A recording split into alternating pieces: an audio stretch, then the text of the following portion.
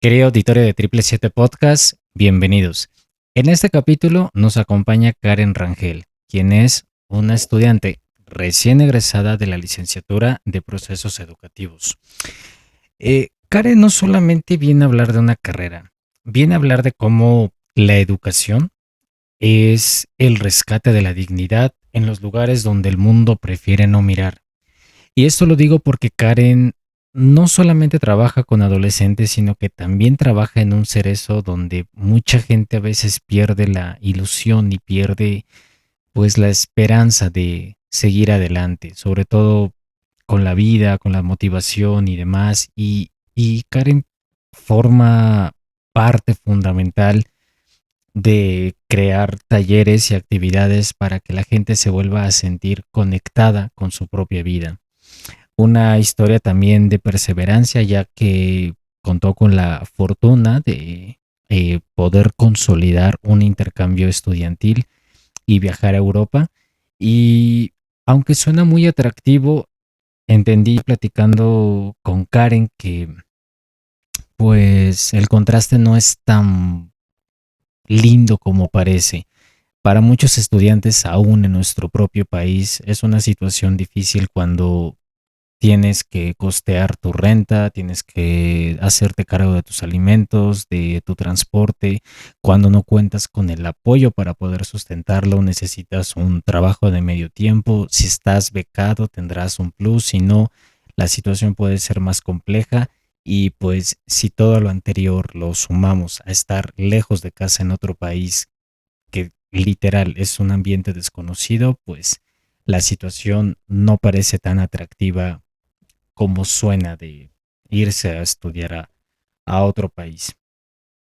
Pero bueno, antes de ir con Karen, vamos al bloque de saludos. En este previo tenemos saludos para Junior Pérez, Kevin Curiel, para Martín Bonilla, toda mi gente linda de Iztapalapa, un fuerte abrazo.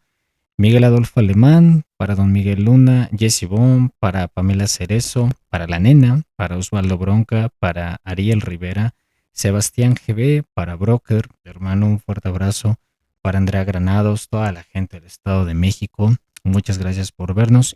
Y en la Unión Americana tenemos saludos para Casey Martínez, William Bond y Nática Brewster. Ese es el previo de saludos que tenemos antes de este capítulo. Y bueno, recuerden que el bloque de saludos se nutre de todas las personas que previo al programa o un nuevo capítulo, perdón, interactúan a través de nuestras diferentes redes sociales. Recuerden también que a todos los que nos siguen en Clipper, en Instagram y en TikTok, a su vez nosotros los seguimos a ustedes. Los capítulos o los avances de lo que tenemos nuevo lo pueden encontrar en nuestras plataformas de Facebook e Instagram. Ahí vamos posteando todo lo nuevo que está por salir. Y cuando se acerca un nuevo capítulo, recuerden que está disponible normalmente los sábados, 7 de la noche, en nuestras plataformas de audio, Amazon Music, Spotify, Apple Podcasts, iHeartRadio y el domingo temprano, 7 de la mañana, en nuestro canal de YouTube.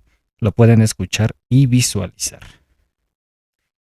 Dicho lo anterior, pues vamos a hacer igual unos pequeños ajustes aquí en el set para recibir a Karen y traerles este idioma donde de verdad puedo decirles que la educación y sobre todo la forja de valores en casa pueden generar realmente un cambio abismal, ¿no?, en la sociedad. Entonces, pues si hay un menor cerca suyo, hay que profesar con el buen ejemplo y ser buenos consejeros.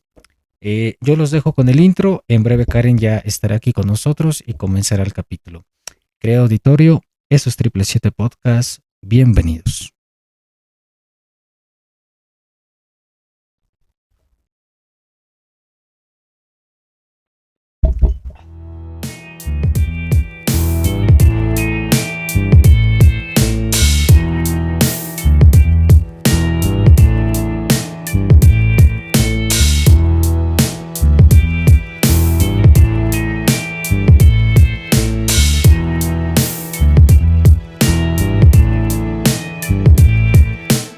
7 Podcast.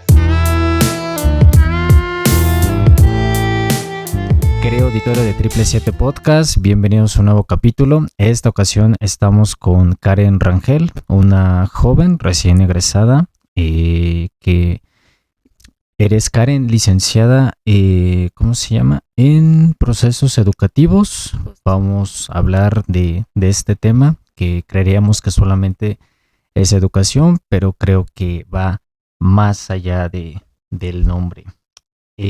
Karen no solamente viene a hablar de una carrera, viene a hablar de cómo la educación puede ser el rescate a la dignidad de los lugares donde el mundo a veces prefiere no mirar. Karen, bienvenida, ¿cómo estás?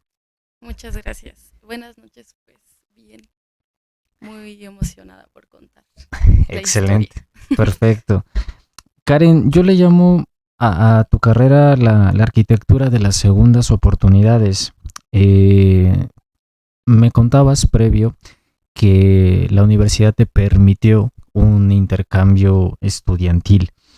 Eh, el espejo del mundo, de la UAB Europa, ¿cómo fue ese impacto? ¿Cómo repercute más allá de lo estudiantil en tu persona? Sí, bueno, pues la verdad es que al inicio, bueno, todo empieza con una convocatoria que la UAP lanza cada año, pero que hasta el momento en el que yo la conozco, eh, pues sentía como que no existía o que no estaban esas oportunidades, aunque lleva muchos años existiendo. Em, y la verdad cuando la leí dije, fácil. O sea, pues solo te pedían, sí eran muchos papeles, pero de cierta forma yo sentía que, bueno, eran como cartas de recomendación, de repente promedio, una carta exposición de motivos, o sea, cosas alcanzables. Entonces yo le comenté como a mis amigos en ese momento de la universidad y postulé. Al final solo postulamos yo y una amiga más que se llama Damaris. Y a medida que iba avanzando, iba siendo más difícil como acceder a esta oportunidad. Porque si bien la escuela te lo plantea como, bueno, te vamos a dar un apoyo económico y no es cosa del otro mundo, cuando llegas a la realidad, por lo menos yo creo que el primer momento difícil para mí fue enfrentarme a tramitar mi visa, porque cuando vas al consulado de España en la Ciudad de México, te piden una serie de papeles que ya teníamos, lo único difícil era comprobar medios económicos.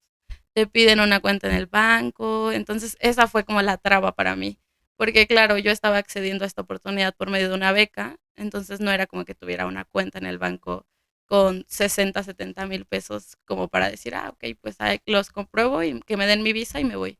Entonces creo que esa fue como la primera, digamos, traba que hubo para mí. Eso duró muchos meses. Te comentaba que la primera vez que yo saqué mi visa me la negaron. Me dijeron que por desistimiento del trámite fue porque nunca me llegó un correo. Fue por un correo perdido. Y bueno, la verdad es que para ese punto yo ya había gastado mucho dinero, mucho tiempo y aparte ya tenía la ilusión, así que decidí volverlo a intentar. Yo lo intenté principios de enero, mi visa me la aceptaron a finales de febrero, a principios de febrero y ponle que me dan mi visa un 4 de febrero y yo vuelo un 7 de febrero a España. Karen, en ese puente donde se niega tu visa de primera instancia, ¿hubo un pequeño punto de frustración donde quisiste dejarlo? Sí, sí hubo un punto de frustración, porque yo recuerdo que el día que fui yo, digamos, a recoger la respuesta, mi amiga fue a dejar sus papeles. Entonces, digamos que ella entró a dejar sus papeles y yo salí con mi pasaporte y una hoja que decía visa negada por desistimiento. Y la verdad es que en ese momento mis papás me decían, ya es una señal, no te vayas, por algo pasan las cosas, no era tu destino. Y yo decía como, no, pero es que ¿por qué solo lo voy a aceptar así y ya? Más allá del dinero que había gastado, te digo que era esta ilusión de, pues yo ya me veía ya prácticamente. No había comprado mi vuelo para ese punto porque sí creo como en el, bueno, si sé que lo voy a hacer, lo compro, pero también eran 20,000 pesos que podían perderse. Entonces, recuerdo que tuve una plática con un profesor de la universidad y él me dijo como, si tú quieres, o sea, que no te importe lo que te digan, inténtalo. Y me dijo, la vida se trata de eso. Y él me dijo algo como, la gente que viaja es o tiene mucho dinero o se le presentan estas oportunidades por su educación, o sea, como que no siempre va a estar esto. Así que decidí volverlo a intentar. La segunda vez que lo intenté fue como a escondidas. Yo me fui a la Ciudad de México, ya nadie me acompañó. Y la verdad es que sí, recuerdo que lloraba, iba, era como, no, aparte porque fue un error del consulado que no me mandó el correo. Así que me daba como más frustración porque decía como, no estaba en mis manos. Pero a pesar de que fue difícil, siento que el día que obvio me dieron la visa ya aceptada fue, o sea, como sentí como más padre que si me lo hubiesen dado al inicio porque me costó muchísimo. Karen, la familia, ¿cómo fue llegar y decirle mamá y papá, ya me voy? Pues la verdad es que cuando yo les presenté la idea, les dije como, salió una convocatoria, porque el primer paso era sacar tu pasaporte, que en ese momento era 3,500 pesos. Tal vez no es mucho, pero en ese momento yo no los tenía. Entonces fue como, quiero intentarlo. Y mi mamá siempre me dijo como, sí, sí, sí. Mi papá, la verdad es que la primera vez me dijo como, estás loca. Y yo le dije, no, es que de verdad quiero irme, quiero intentarlo, se ve que está muy padre y así. Pero cuando la universidad te pide los papeles, te pide como una lista en donde tú pones, como no sé, tu vuelo, tanto dinero, tu estancia, tanto dinero, y tus papás tienen que firmarte que están enterados de eso. Y la cotización salía como en 130,000 pesos. Obviamente mis papás me dijeron, ¿cómo crees que te voy a firmar que yo te voy a dar ese dinero? Y yo le dije, no, de verdad, firma, o sea, vemos cómo le hacemos, pero es que es un requisito. Entonces, para ellos, siento que más para mi papá fue muy difícil aceptar cuando porque pasó como 3 meses de que entregué mis papeles para que me dieran la respuesta y ya cuando salí aceptada, pues recuerdo que a mi mamá le hice una videollamada, le dije como, oye, ¿tú sabes a dónde pasa un camión? Es que no sé dónde llegar y mi mamá me dijo, ¿a dónde vas? Y le dije, a España. Y me acuerdo que mi mamá empezó a llorar, así. A mi papá sí se lo dije en persona. Mi papá solo me dijo como, no sé, siento que en su cabeza era como que no me creía, pero me dijo, ok, es tu decisión. Wow. Karen, cruzaste el océano con una maleta llena de sueños de la UAP y regresaste con una marca que no se borra. En Triple Siete Podcast creemos que viajar no es ver paisajes, sino es cambiar de ojos, de perspectiva. ¿Qué parte de tu vieja estructura tuvo que romperse en Europa y para que naciera la licenciada en procesos educativos que hoy no le teme a la realidad social? Sí, claro, como lo dices, no solo es paisajes, viajes. Al inicio yo sí decía como, por la anécdota de irte a España. Pero cuando enfrenté la realidad, desde bajarme del avión en Barcelona y ver que ahí yo no conocía absolutamente nadie, que ahí no estaba mi familia. Recuerdo que cuando yo volé estaba enferma, entonces se me reventaron los oídos y no escuchaba tan bien y desde ahí fue como, no, todo está empezando muy mal.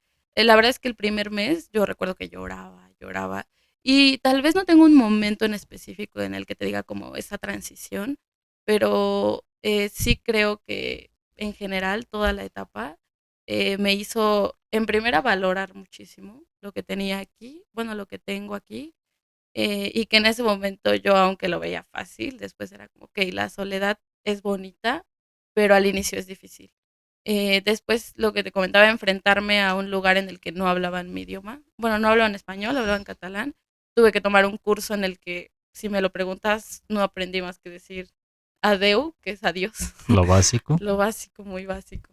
Entonces, pues sí, la verdad creo que más que estos viajes fue como mi estancia en España, sola, enfrentarme a una realidad totalmente diferente del otro lado del mundo, pues fue dejar mis expectativas, fue dejar incluso atrás ciertos ideales que yo tenía y cuando regresé no he encontrado como esa conexión del por qué cuando regresé cambié como el rumbo de mis actividades, mi forma de ver la vida, eh, pero estoy segura que la hay, o sea, estoy segura que que tiene que ver con esta etapa.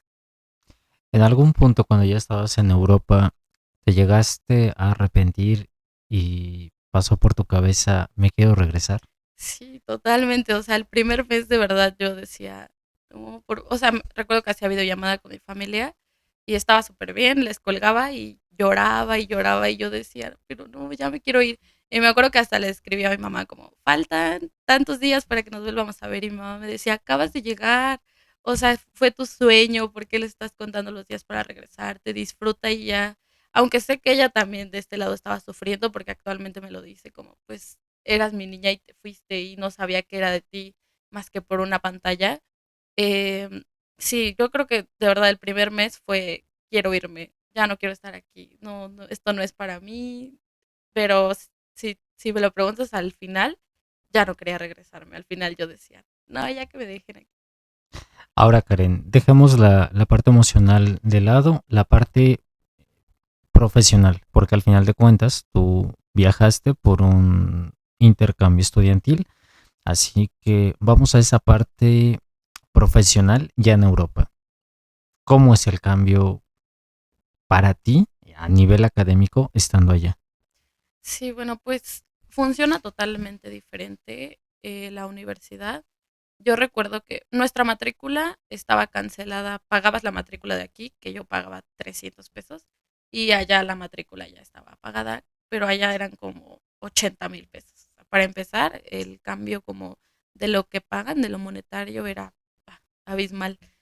Em, y yo sentía que incluso las instalaciones de la escuela ni estaban tan padres en comparación con que yo decía, no, la UAP está más cool.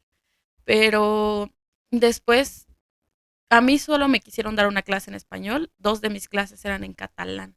Entonces recuerdo que los chicos tenían su computadora, yo llevaba computadora, pero en ese momento era como, mi libreta y mi lapicero, y de verdad todos escribiendo en su computadora súper rápido y la profa hablando en catalán, y era como, yo les decía, ¿por qué escriben todo? Y me decían, porque exactamente como lo dice, va a venir en el examen, te va a dejar sacar tus apuntes y así va a venir en el examen. Y yo decía, ¿cómo crees? Entonces, la verdad es que para mí fue muy difícil, fue frustrante como el cambio de mis calificaciones. O sea, obviamente cuando yo me fui, por algo me fui, tenía un promedio de 9,5 y allá era como 6, 7. Y para ellos era como, pero ¿por qué te quejas? Está padre esa calificación, está bien. Allá 5 es aprobatorio.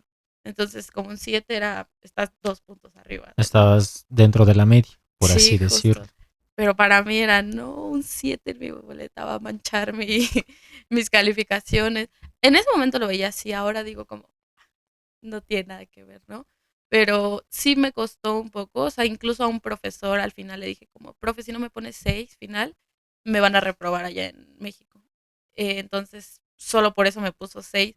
Y ni siquiera era que no entregara tareas o faltara, simplemente era que ellos le dan mucho peso al examen, algo que en mi licenciatura al menos no pasa. Karen, muchos estudiantes en México, te hablo en México, y sacrifican, no sé, muchas de sus cuestiones para poder sustentar transporte, alimentos, hospedaje ya en algunos casos, o renta, por decirlo de otra manera. Y si acá en tu propio país, con cierto apoyo entre comillas, porque hay algunos que lo sustentan completamente solos, ¿cómo es para un estudiante que está lejos de casa y que no conoce a nadie en absoluto? Es difícil, aunque de cierta forma yo considero que fui afortunada por el hecho de que donde yo vivía era, digamos, un pueblo de España, se llama Lleida, pero por eso mismo el costo de vida era más bajo. Entonces, mi renta sí era cara, pero no sé, la verdad no recuerdo bien, pero 4 o 5,000 pesos.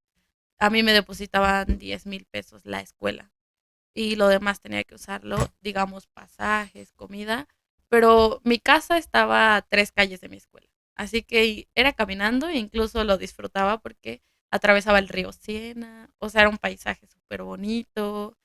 Mm, yo creo que las cosas se fueron acomodando.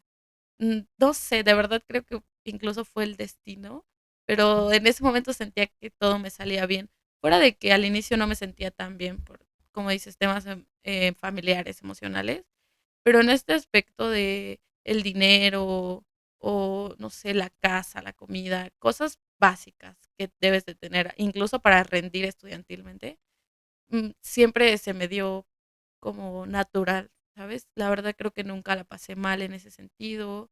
Bueno, solo una vez que se me rompieron mis lentes y allá eran carísimos, Uy. carísimos. Esa fue la única vez que sufrí un poco, pero de ahí en fuera la verdad es que considero que todo bien. ¿Cuántos meses aproximadamente, Karen, te costó poder dominar el estilo de vida en Europa? Saber por dónde moverte, saber dónde comer, dominar tus horarios, dominar tu rutina, llevar una vida, podríamos llamarlo normal, fuera de casa. Sí, pues sobre todo el inicio fue las horas de sueño, ¿no? Que estamos creo que a 8 horas de diferencia, la Sí. verdad no me acuerdo.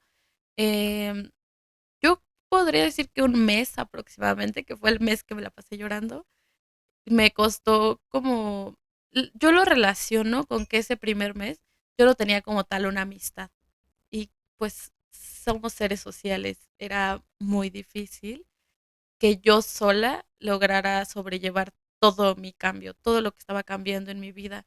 Así que un mes y creo que se debió a que ya tenía más compañía, que me llevaba mejor con mis roomies, que salíamos de fiesta con otros chicos de Erasmus. Conocí a unas chicas italianas que eran muy lindas y que te hacían sentir como, ay, mexicana, qué padre, háblame. Ellas decían, háblame en mexicano, no, es español, pero decían, Claro. háblame en mexicano y así. Entonces creo que sobre todo fue eso lo que hizo que me adaptara, pero yo creo que un mes aproximadamente. Karen, el regreso, cuando ya te sientes arraigada a un lugar por familiaridad, por impacto cultural, por cierta comodidad y es hora de decir adiós y volver a tus raíces. Sí, la verdad el regreso fue feo, feo, porque yo decía, no me quiero ir. Mi roomie me decía, ya no nos vamos a ver tan seguido como antes. Aparte, siento que tu estilo de vida allá, bueno, al menos el mío era muy diferente porque sacábamos una tarjeta que costaba creo que 20 euros en ese momento y te duraba 3 meses. Y con esa tarjeta podía ir de Lleida a Barcelona, digamos, gratis, o sea, era un único pago. Luego nosotros descubrimos que nos podíamos bajar a mitad del camino y te bajabas en Tarragona, que es una playa, donde está un coliseo que se llama el Coliseo Tarraco, que es como una réplica del Coliseo Romano chiquito. Eh, y era como de un miércoles en la tarde. Ah, pues vamos a Tarragona, nos llevamos unos sándwiches y un vino de 1 euro que vendían en el súper y hacemos un picnic. O sea, de verdad era como algo que yo aquí no me imaginaba poder hacer. Aquí yo creo que tengo que planear 3 meses antes una ida a la playa y que cuánto cuesta el autobús. Entonces, esa parte fue la que a mí más me costó soltar. Como no tanto la libertad, porque sinceramente no creo que aquí no tenga esa libertad, sino esa facilidad. Íbamos a, allá es como los pubs, como un antro, y de verdad no tomábamos porque no es, allá no es obligatorio que compres absolutamente nada de alcohol para entrar, simplemente entras a bailar y era como 3, 4 veces a la semana ir, llegar a las 3 de la mañana, no tenías resaca porque no tomabas, simplemente ibas como a conocer gente, a bailar, a divertirte. Y cuando regresé, yo recuerdo que fui al psicólogo porque el psicólogo me dijo, es que estás en depresión porque tener ese impacto tan grande y luego volver a la normalidad, como que no le encuentras sentido a tu vida. Porque yo decía, sí, ¿a dónde está mi roomie para irnos a bailar todos los días o para hacer un picnic en la playa el día que se me antoje? Eso fue muy difícil, la verdad. Karen, volviendo al tema de los procesos educativos, la educación en las sombras, Karen, llevas más de un año impartiendo talleres en un cerezo, ahí donde el tiempo parece detenido y el cabello ya es de plata. Tú llevas talleres de pedagogía, tengo información aquí. ¿Cómo se siente enseñarle algo nuevo a un hombre que siente que ya lo perdió todo? Dinos de corazón, ¿quién educa a quién en un salón de adultos mayores? Sí, creo que específicamente eso de quién educa a quién es una de las primeras preguntas que te haces, porque cuando yo entré a este cerezo, lo primero que hicimos fue hacer unas entrevistas de sondeo porque ya había talleres antes, como para saber cómo iban los talleres, pero en realidad es un poco, pues, para conocerlos. Y las cosas que te dicen, de verdad, yo todos los días salía con miles de preguntas sobre mi vida, qué estoy haciendo bien, qué estoy haciendo mal. Y más que enseñarles, yo la verdad cuando presentaba los talleres, era como, yo no les vengo a enseñar nada porque, ¿qué les puedo enseñar yo que no sepan? A ellos les gusta leer muchísimo, tienen una biblioteca y la verdad es que saben mucho. Y era más, bueno, yo se los presentaba como brindarles un espacio en el que pudieran hablar. Mi taller se llamaba Recetario de Vida, Sabores y Saberes. Y era prácticamente que ellos escribieran una receta del tema del día, por ejemplo, la familia, los hijos, el malinchismo, eran mil cosas. Pero no era como que, yo les vengo a presentar el tema del malinchismo. No, no, era como, escuchen esta canción que tiene que ver con esto. ¿Y qué opinan? ¿Qué escribirías si alguien más te fuera a leer? ¿Qué le dirías a la gente? Porque hice un libro después de eso. Bueno, mi compañera y yo hicimos un libro con todo lo que ellos escribieron. Entonces, la verdad es que como el principal objetivo de estos talleres, que no son míos, son de una profesora, es resignificarlos, resignificar el espacio, como lo habitan y recuperar a la persona, que no sea como, es el preso o el asesino, ¿sabes? O sea, eso para mí en ese momento no había etiquetas, simplemente éramos personas compartiendo un espacio y eso para mí es el taller. Karen, los prejuicios nos llegan a ganar nuestro propio juicio y hace que seamos malos juzgando una situación desfavorable. Nunca entendemos el trasfondo real de una mala decisión.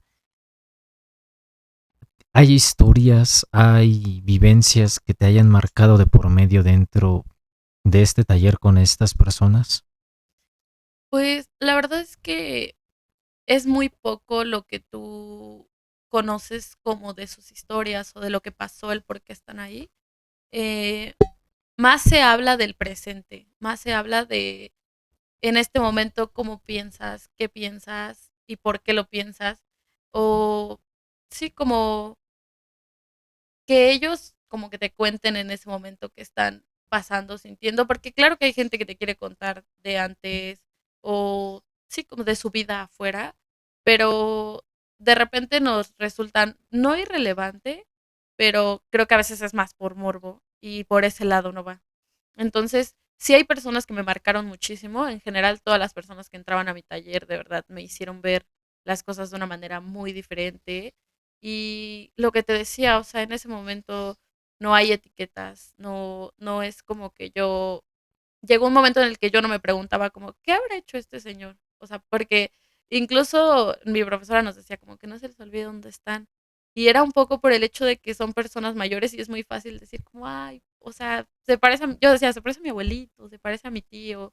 Y de repente tenías que aprender a poner estos límites, pero sin deshumanizar. O sea, sin decir como, no, no, por ejemplo, un señor me acuerdo que una vez me pidió mi número porque ya no tenía visitas y no era como, ay, no, ¿cómo crees que te voy a dar mi número si estás aquí en un cerezo? No, era más como, no lo tengo permitido, no creo que esté bien cruzar esos límites, pero como por mera, incluso reglas del lugar. Pero siento que nunca he caído o, en verlos como un lugar feo, malo, personas malas, ¿sabes? Como caer en esas etiquetas no me parece como tan bien.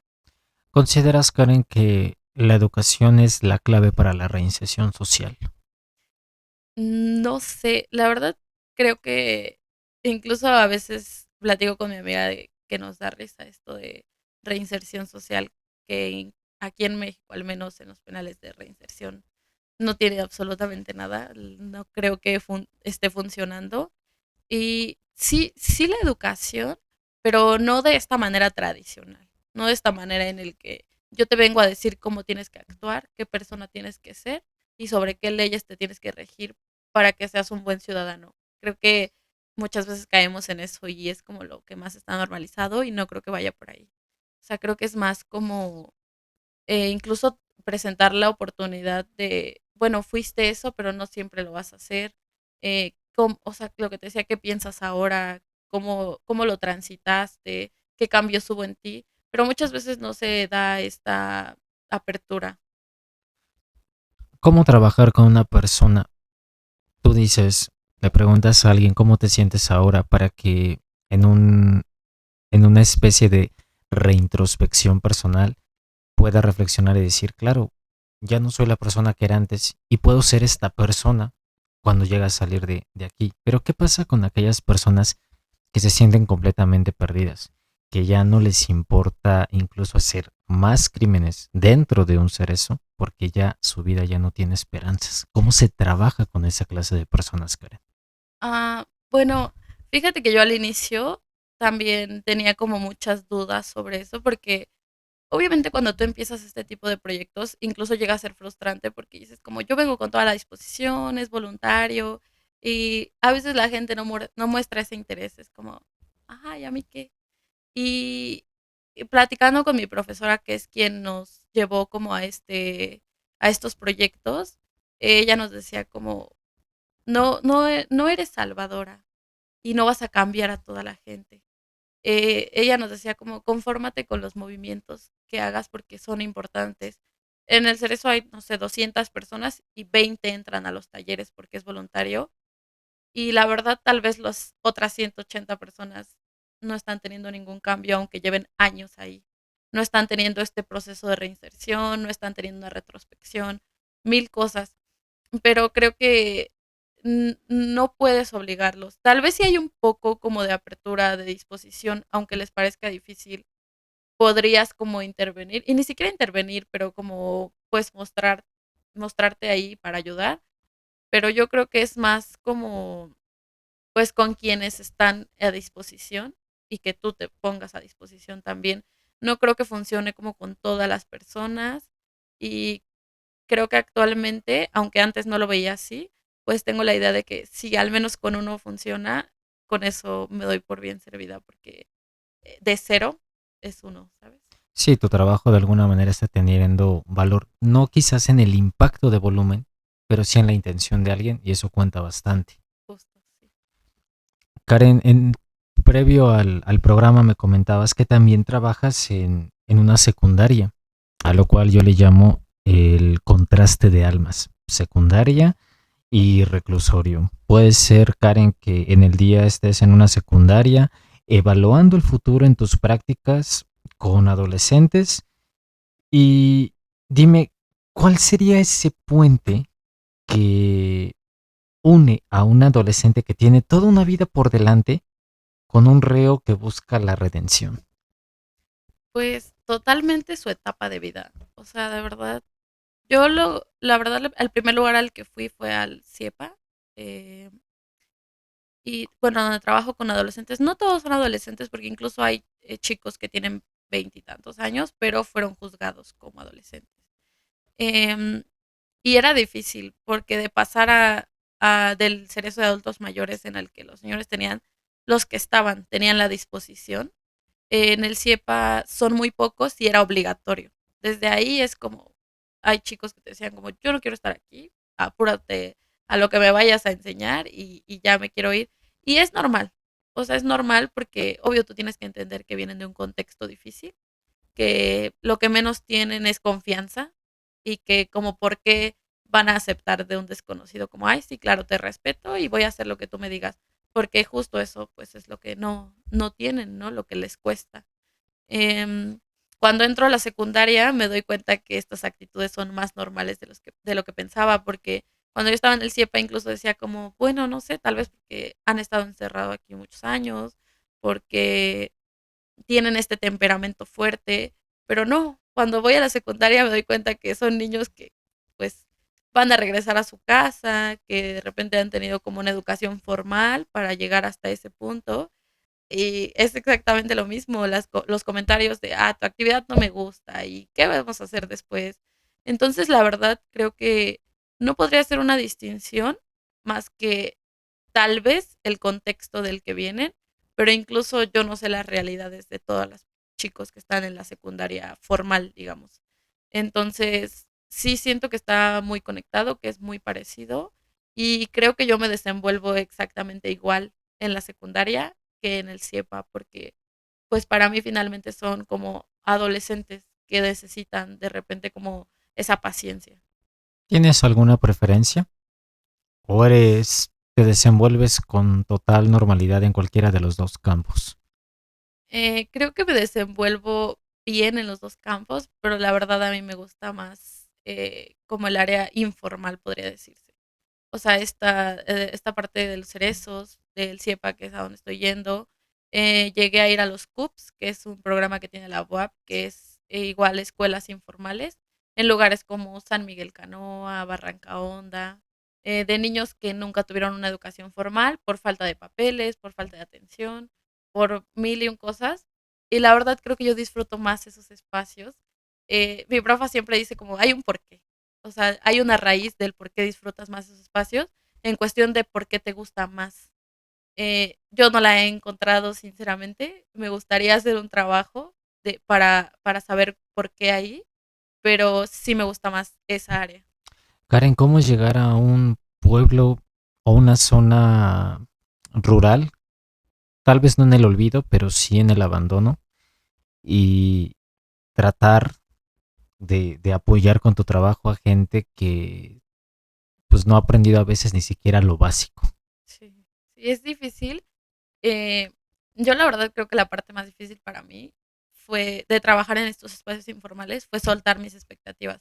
Porque de verdad que tú vas con toda la emoción, preparas tu taller, tu actividad, porque los materiales también salen de tu bolsa, o sea, tú compras las cosas, tú inviertes y a veces está esta indiferencia, porque ellos tampoco tienen por qué decir como, ah, sí, sí, yo valoro, o sea, no de una te van a decir, valoro tu esfuerzo y el que vengas de lejos y el que hayas comprado todo esto para mí, porque muchas veces también son personas o niños que vienen de un contexto difícil en el que ni siquiera quieren estar ahí. Y es como, a veces no tienen como esa apertura de trabajar contigo y para mí fue eso lo más difícil, como soltar mi expectativa de que ellos no iban a hacer lo que lo que yo quería, lo que estaba en mi planeación escrito. O sea, eso tuve que soltarlo. O sea, para mí una planeación ahora es como, ok, puede ser como una forma de llevar las actividades, más no tengo que cumplir ese objetivo porque aprendí que tú tienes que moverte con las personas y no mover a las personas a tu objetivo porque entonces no estás provocando ningún cambio. Solo estás tratando de cumplir tu planeación. Hace un momento mencionabas que valía más una persona interesada que tener un cierto cúmulo de personas, posiblemente hasta la fuerza, ¿no? O en contra de su voluntad. ¿Cómo encuentras, Karen, esa fortaleza emocional para enfrentarte a esos comentarios de haz lo que tengas que hacer porque pues realmente no me interesa? O sabes qué, Karen, yo no quiero estar aquí. ¿Cómo desarrollas esa fortaleza para enfrentarte a esos comentarios? Considero que una persona sensible podrían ser incluso muy destructivos. Sí, totalmente. La verdad es que a mí sí me costó mucho porque yo creo que sí soy un poco sensible, pero más que enfrentarlo fue entenderlo.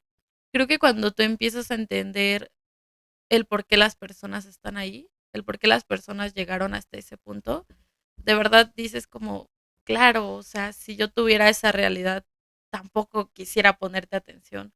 Si yo sé que tengo que llegar a mi casa y es o sea, un contexto, un espacio que no me gusta, que no disfruto, en el que, no sé, incluso sufren de violencia, en el que pues simplemente no viven una infancia como debería, pues te digo, yo me pongo en su lugar y digo, yo tampoco quisiera ponerte atención, no, ni me interesa tu tema.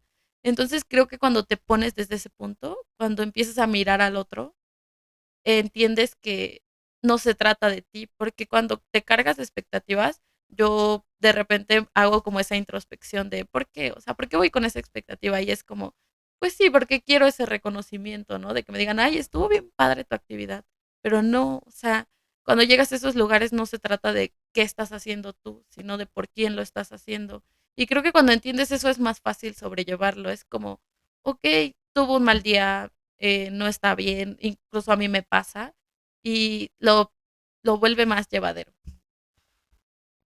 Karen, ¿consideras tú que la pedagogía es el arma más poderosa para reconstruir el tejido de una sociedad que a veces se siente rota? Considero que sí, pero si es vista y aplicada de la forma correcta. ¿Por qué? Porque la pedagogía social muchas veces, si tú la buscas, incluso su historia, es marcada como una intervención en espacios en los que hay exclusión, en los que tienen como dificultades, carencias, ese tipo de cosas. Y yo creo que si lo ves desde ese punto, no siento que haya cambios, no considero que sea una forma como de, sí, como de cambiar la situación por el hecho de que intervenir a quién. ¿Por qué o sea, ¿por qué le vas a llamar intervenir?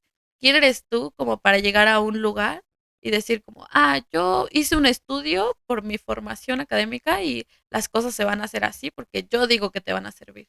Creo que cuando lo haces desde ese punto, de verdad no pasa ningún cambio, simplemente cumples con el objetivo de tu proyecto y eres una persona más que pasó por ahí. Pero creo que cuando lo ves como de este transitar de incluso que tú aprendes de ellos si ellos aprenden de ti, cuando no lo ves de una manera como solo en una sola dirección, sino en muchas direcciones, creo que ahí sí hay un cambio y creo que eso sí podría ser una forma, pues de, como dices, reconstruir este tejido social, pero es difícil llegar a verlo desde esa forma. Entonces, sí creo que habría como que replantearnos cómo estamos viendo la pedagogía social. Karen, hablabas de personas con las que tú trabajas en tus talleres que posiblemente tienen una mala relación con tus padres en casa, tal vez hay violencia, tal vez hay situaciones desfavorables. ¿Qué tanto influye el hogar, el bienestar del hogar en el desarrollo de una persona? No, pues mucho, o sea, totalmente. Si bien la escuela es un espacio en el que deberías de sentirte seguro, que creo que es cosa que no pasa, el hogar el doble. El hogar es un lugar en el que debería de gustarte estar, en el que deberías de disfrutar, en el que deberías de sentirte cómodo, como para desenvolverte bien ahí y luego desenvolverte en otros espacios fuera de casa. Y sinceramente creo que es algo que no se lleva a cabo, que no es difícil y ni siquiera tiene que ver con dinero. Ni siquiera tiene que ver con que de repente los niños tengan una buena economía o una estabilidad. Creo que tiene que ver justo con cómo se lleva a cabo esta relación dentro de casa. Como qué es lo que se valora en casa, porque muchas veces como, ah, yo le doy todo a mi hijo porque le compro todo, porque va en una buena escuela, y creo que eso no es lo importante. Ahora llévalo a este contexto, estos contextos difíciles en los que, te digo, hay niños que no han estudiado porque no tienen un acta de nacimiento. O sea, y tú desde ahí dices como, ¿qué tanto desinterés tuvo que haber como para que ni siquiera esté registrado y no haya podido tener una educación formal? Entonces, totalmente creo que los padres o quienes como tu núcleo familiar son las primeras personas en las que tú confías, en las que pones como todo, tus esperanzas, tus anhelos. Y si esas personas te fallan, creo que es muy difícil que tú puedas afuera desenvolverte o incluso confiar en alguien más. Creo que alguien como tú, que se desempeña en el campo de la pedagogía y en los procesos educativos, sabe discernir con mucha facilidad cuando un pequeño, las cosas están bien en el hogar y cuando todo es un caos. Yo creo que tiene actitudes incluso no verbales que lo puedes identificar sin ningún problema. Sí, sí, totalmente. Es muy evidente cuando esto pasa. Incluso, no sé, yo en la secundaria recién lo veía. Si bien no es como un factor que el 100% diga como, ah, este niño contesta, es grosero o así, en su casa está súper mal, no puedo decir que sea el 100%, pero incluso en la recién junta que hubo de entrega de calificaciones en la secundaria, yo le comentaba a mi amiga como el hecho de que vengan los dos papás a la firma de boletas incluso es un indicio de que hay un interés. O más que o sea, sí un interés y también está la parte como de una estabilidad, ¿sabes? A lo mejor hay papás que no pueden ir, tampoco tienen la culpa, es como no pueden ir porque están trabajando, porque es o trabajo o voy a tu escuela a recibir calificaciones. Pero claro que aunque no tienen la culpa los padres, sí influye en la educación del niño, en sus aptitudes, en sus actitudes totalmente. Karen, soy creyente de esa frase que dice que tienes que estar en el corazón del niño de hoy para estar en el corazón del hombre del mañana. La vida es relativa, Karen, da muchas vueltas. Sí, sí. Un padre cuando es joven y tiene a su pequeño lo puede cargar en hombros, pero va a llegar un punto en el que tú como adulto mayor ya no vas a poder caminar. Y si tú quieres que tu hijo tenga la disposición de llevarte a, no sé, a un centro médico, de atenderte, de cuidarte, de pasar una noche a tu lado, pues depende también mucho de cómo hayas trabajado como padre en su niñez. ¿Qué opinas al respecto? Sí, creo que influye muchísimo. Yo también tengo esta idea como de repente el mexicano o el latino cae en decir como, tú tienes la obligación de verme porque yo te vi. O a veces tienden a decirte como, no tienes hijos y quién te va a ver de grande, como si ese fuera el único fin de tener hijos. Esa parte no me gusta, pero sí creo que pues totalmente como tú trates a un niño, pues de grande ese niño va a tener pues esas actitudes, ¿no? Que digamos sería como lo que siembras es lo que cosechas. Incluso, o sea, la psicología te dice, a mí esto me causa mucha impresión, eh, cómo el niño tiene memoria desde que nace. Y esa memoria es como los recuerdos que guarda su cerebro de lo que escucha, lo que siente, lo que ve, aunque él en ese momento para ti no, o sea, tú dices como, ay, es un bebé, o sea, ¿qué vas a ver? No, no entiende, pero sí se guarda todo eso y de verdad te marca. Eh, Hay un autor, se llama Gabor Mate, Mate. Ujú. Él habla del trauma, de cómo el trauma puede marcar tu vida y entonces mi amiga, con la que te digo que me fui a intercambio, la verdad es que con ella comparto muchas cosas, se llama Damaris, y ella me contaba esta parte del libro que está leyendo que le causaba mucha impresión, y era como cómo el trauma te puede llevar a las adicciones, y ni siquiera un trauma de que a los 15 años me pasó tal cosa, no, no, el trauma de la infancia, el trauma de incluso cuando tú estabas en la panza de tu mamá y tu mamá vivió ciertas cosas y desde ahí tú naces. O sea, no significa que sea como obligatorio que te tenga que ir mal, pero sí te encasilla en algo de lo que es difícil salir. He leído que los pequeños aprenden más de lo visual que de lo textual. En general, la mayoría de las personas es así. Sí, sí. Si el niño crece en un ambiente donde hay violencia, hay malos tratos, hay gritos, él crece con la idea de que eso es Normal. normal. Así yo lo vivo en casa, así es la realidad. Y el patrón se duplica. Entonces, y puede ser que no sea como papá o mamá, sea todavía peor o lleva unas consecuencias peores cuando él sea padre de familia. Sí, sí. Entonces, creo que es muy valioso que los padres entremos en esta reflexión, Karen, de que a veces entiendo, ser padre no es sencillo, pero tomarnos un respiro, tratar de escuchar primero antes de actuar, tener un poco más de empatía hacia los más pequeños, incluso el afecto puede generar un cambio, no solamente en el momento, sino a mediano y largo plazo para la propia estabilidad de la persona.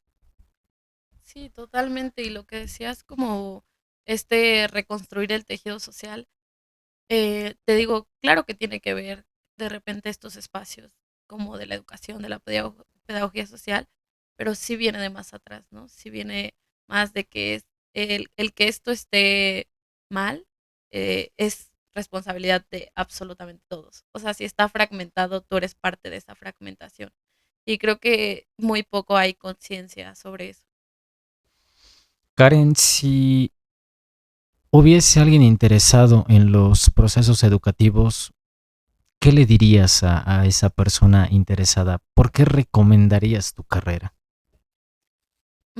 Para empezar, bueno, si fuera en la UAP, que la verdad siento que es una oportunidad muy cool por el hecho de que pues es una escuela pública, porque procesos educativos, fíjate que está en pocas universidades, es una carrera relativamente nueva, creo que tiene como 13, 14 años en comparación con otras licenciaturas que tienen 50, 60. Claro. Entonces, los docentes que están ahí para mí, o sea, hay docentes que te marcan muchísimo.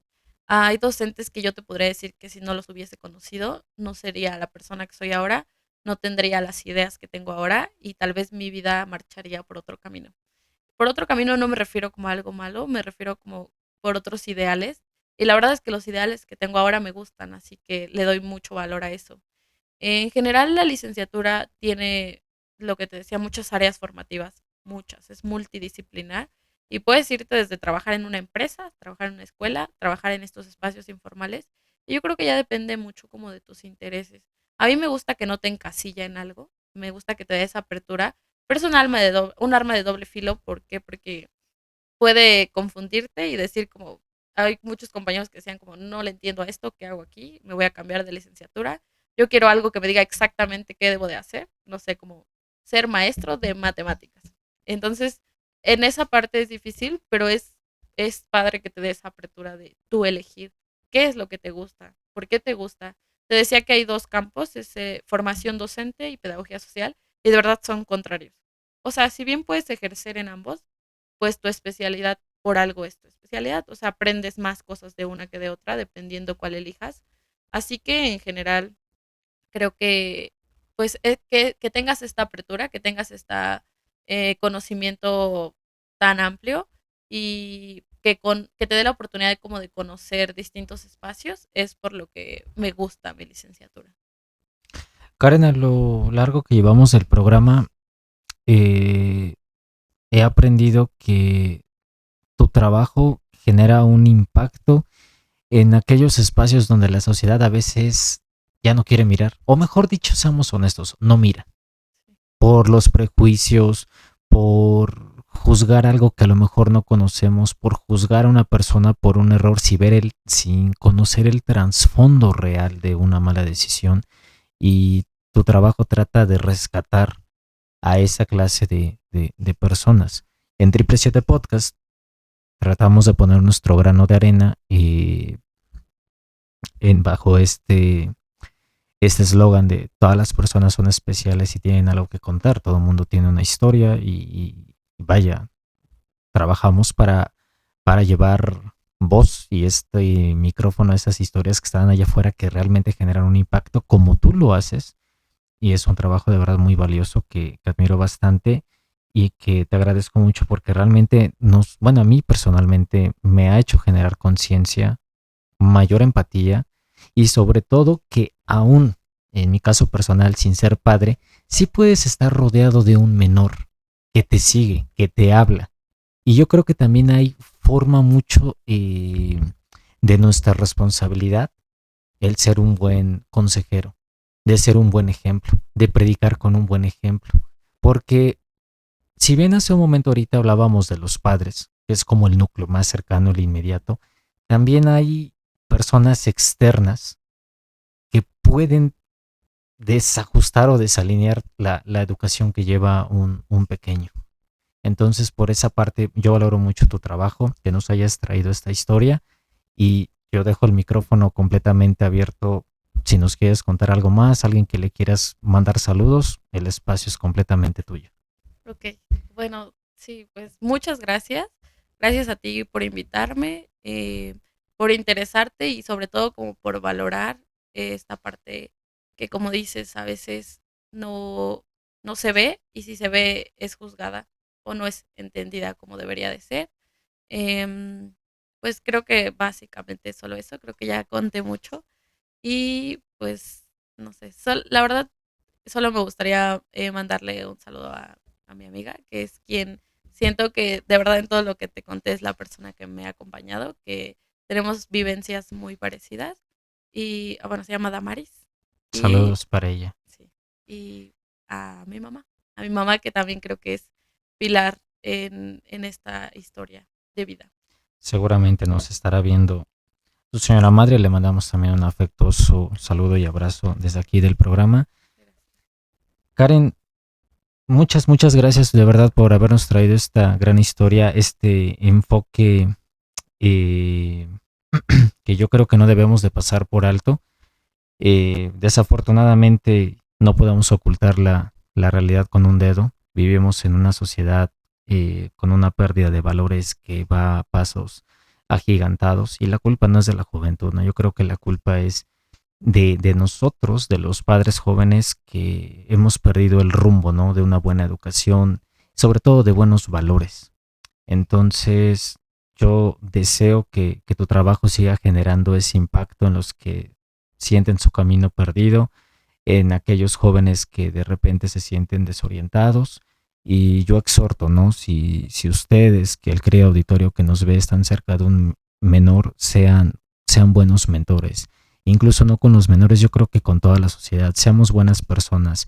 Hay cosas que no cuestan nada y tienen un impacto altamente significativo. Una sonrisa, un buenos días, un buenas tardes, la cordialidad, eh, pasa usted, qué gusto. O sea, hay muchas cosas que son valores, que son educación, que pueden generar un cambio en una persona abismal, ¿no? Hagamos más grande la cadena y muchas gracias por traernos esta historia muy bonita. Gracias por el espacio. Pues, si llegaron hasta aquí, muchísimas gracias. Recuerden vernos a través de todas nuestras redes sociales. Recuerden que a quienes nos siguen en TikTok, Clipper, Instagram y a su vez nosotros también los seguimos. Y bueno, sin más, esto es 777 Podcast. Nos vamos. Recuerden tomar agua, comer saludable. Sean gentiles, sean educados. La vida ya es difícil, no se la compliquen más. Y por favor, creemos una sociedad mejor a partir de buenos valores. Nosotros juntos creo que podamos generar ese impacto. Ella es Karen Rangel, le damos mucho las gracias. Andy, su servidor, 777 Podcast. Nos vemos la próxima. Estamos fuera. No te preocupes. ¿Cómo te la pasaste? Bien. Sí. No te preocupes. Si compramos otro dulce, no pasa nada. Bien, la verdad. Creí que no iba a fluir tanto, pero creo que lo que pasa es agua. Sí, esa es la